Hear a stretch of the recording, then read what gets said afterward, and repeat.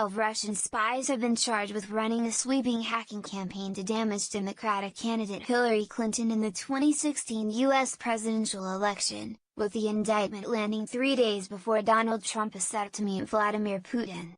Special counsel Robert Mueller accuses the agents with the main intelligence directorate, a Kremlin spy agency known as the GRU, of installing spyware on the computers of Democratic Party staffers to monitor their work during the campaign, stealing embarrassing emails and other documents, and making off with voter information on 500,000 Americans from a state election agency.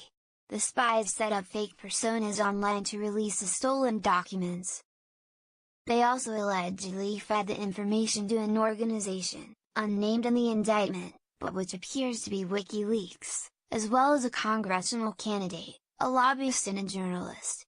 And they communicated with someone who was in regular contact with Mr. Trump's campaign to offer help. Friday's charges outline the extent of Russia's stunning attack on the electoral system of the most powerful country in the world. And they lift the curtain on 21st century cyber warfare that caught the US government completely unprepared. Mr. Mueller has previously indicted Russian hackers with ties to the Kremlin, but Friday's charges were the first against government intelligence agents. He is investigating Moscow's interference in the election, and trying to determine whether Mr. Trump's campaign colluded with Russia. The US president, speaking on a visit to Britain before the charges are laid, accused the investigation of hurting his attempts to build a relationship with Mr. Putin. "I would call it the rigged witch hunt," Mr. Trump said. "It really hurts our relationship with Russia. We would have a chance to have a very good relationship with President Putin." During the campaign, Mr. Trump publicly encouraged Russia to hack Ms. Clinton's emails and frequently referenced the hacked documents to assail his opponent. Politicians across the spectrum demanded that Mr. Trump cancel his Monday summit with Mr. Putin in Finland, or at the very least confront him about the hacking allegations.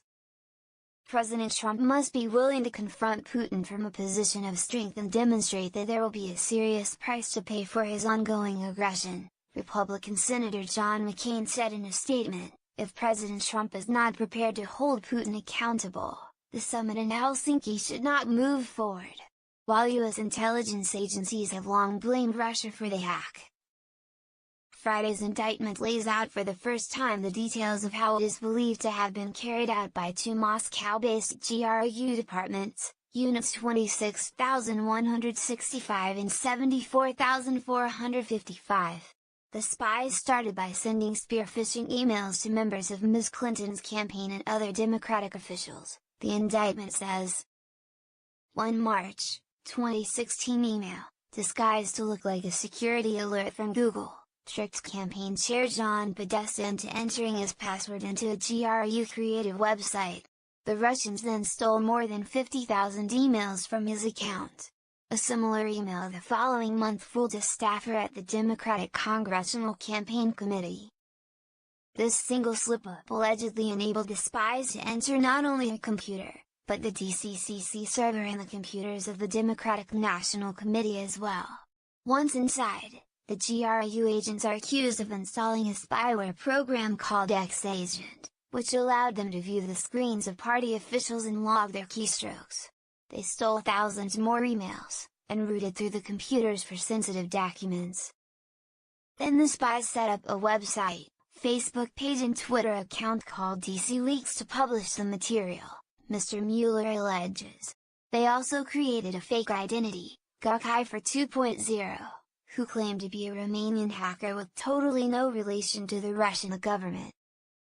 One unnamed group allegedly approached Gokhifer requesting documents that would drive a wedge between Ms. Clinton and Bernie Sanders, her rival for the Democratic presidential nod, ahead of the party's nominating convention. The Russians complied. The group appears to be WikiLeaks, which published tens of thousands of the stolen documents in the summer of 2016. 3 other people, all unnamed in the indictment, also received documents from the Russians. A congressional candidate, who contacted the spies seeking damaging information on an opponent, a lobbyist who got information on Democratic donors, and a reporter who coordinated with the Russians on putting out information about Black Lives Matter.